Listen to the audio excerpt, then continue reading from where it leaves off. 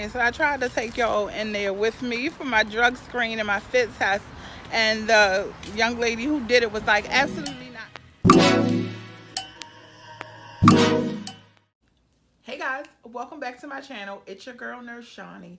And today I'm a little frustrated. I'm just a little bit frustrated. So today I want to talk about, well, first of all, you guys know that I am working on my second travel nurse contract. And trying to get prepared for a travel nurse assignment, it entails so much. Last week on my Insta stories, I posed the question for anyone who was applying for a new nursing license. I asked, would it be helpful for me to come up with a checklist or something so that other people, other nurses are aware of what goes into applying for a license in another state? Because prior to me going through that experience, I had no clue. I had no clue that you had to do so much. So I did write a blog post about 5 things that you may need to know to apply for a new nursing license. So I'm not a new nurse. I've been a nurse for 11 years. However, I am licensed here in the state of Maryland. It's my home state. And Maryland is part of the Nursing License Compact. And within the compact, there are, I think 34 states are now there, or somewhere close to that. I'm going to put the link to the NLC, the Nursing Licensure Compact, so that you can check that information out for yourself. However, Massachusetts, which is where I plan to go for my next travel assignment, is not within the compact. So that means I had to apply for a Massachusetts license. Now, applying for a license is a whole different kind of animal.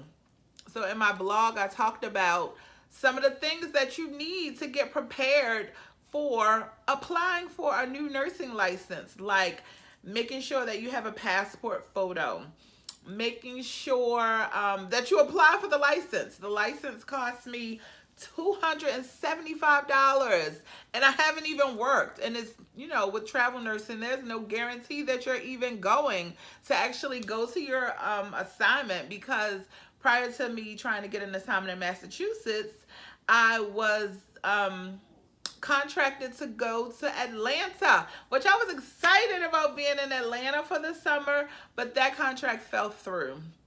So now, fast forward, we're on to Massachusetts. It's all good, but I don't have a Massachusetts license. So in order to get prepared for my assignment, again, I had to apply for the license. So today, I'm going to take you guys with me because I need to get fingerprints. I need to take a drug screen for the assignment. I need to get a fit test done. A fit test is to make sure that you can wear a mask just in case there's any kind of biohazard event that happens in the hospital. That has not happened to me ever in my 11 years as a nurse, but it doesn't mean it won't happen. So you got to be prepared for that.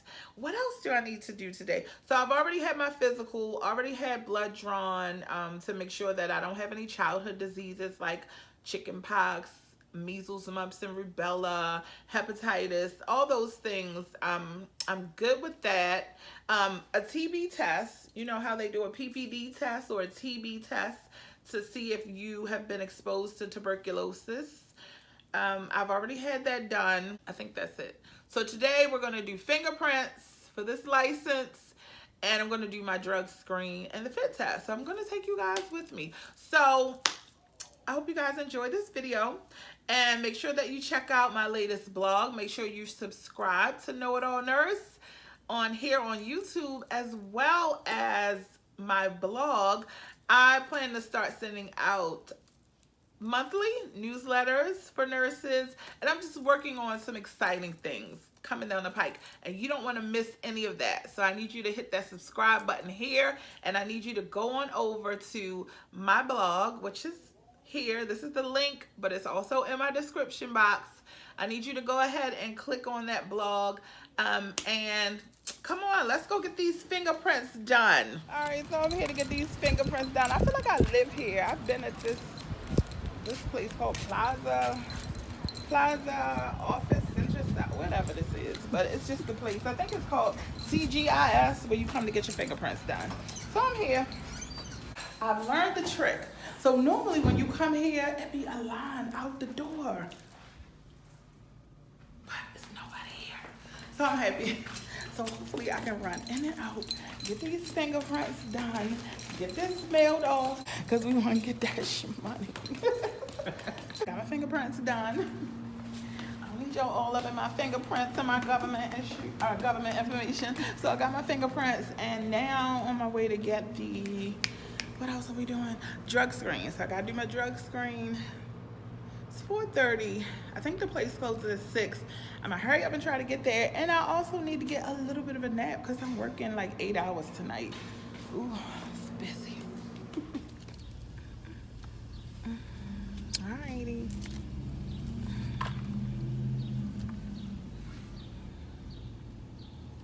You gonna put your seatbelt on? You gonna be on my video talking like that?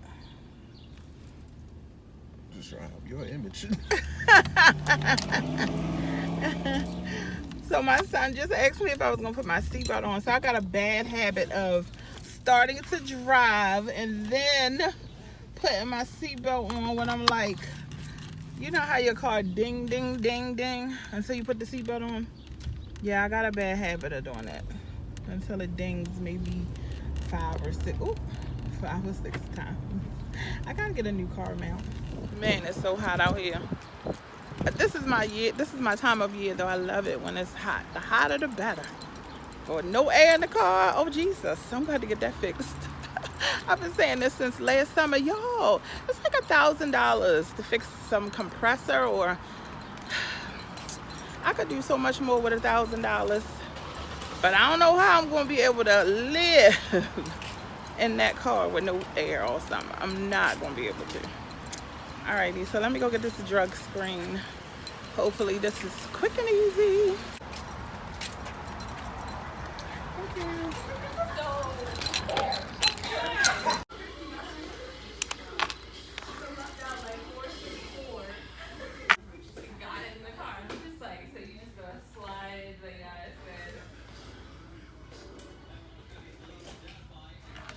Alright, so I tried to take y'all in there with me for my drug screen and my fit test, and the young lady who did it was like, absolutely not, no. I said, even if I'm not going to record you, I'm just recording myself, and I normally do a voiceover. She was like, no. But I'm done with that. The only other thing I have to do is drop this application off to the FedEx place, and I'm done. I feel so productive today.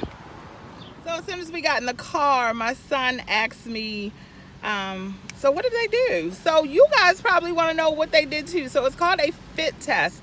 So not a fitness test, but a fit test, making sure that you have the right mask that fits appropriately if you need to put this mask on for any kind of potential biohazard event, or just in case you come in contact with something that is going to impair your respiratory system. So then what the young lady had me do was put this mask on, and it has this little, I don't know what you call it, this metal piece where you can pinch it and make sure that it's the right fit for your face. This is the N95 Healthcare Particulate Respirator and Surgical Mask. So this is what we call N95. This is what we call N95. So you put it on. You have to make sure that both these strings are behind your head. You put it on. You squeeze it to conform to your face. And then the person who's doing the test puts a hood over your head. It was like a yellow rectangle shaped hood. She put that over my head. And then she sprayed a sugary solution in. So the first thing is to make sure that you can actually smell the solution. So she sprayed it. There was a little hole in front of the hood. She sprayed it in there, and she asked me if I smelled the sugar. I actually smelled it and tasted it. It's actually still on my lips.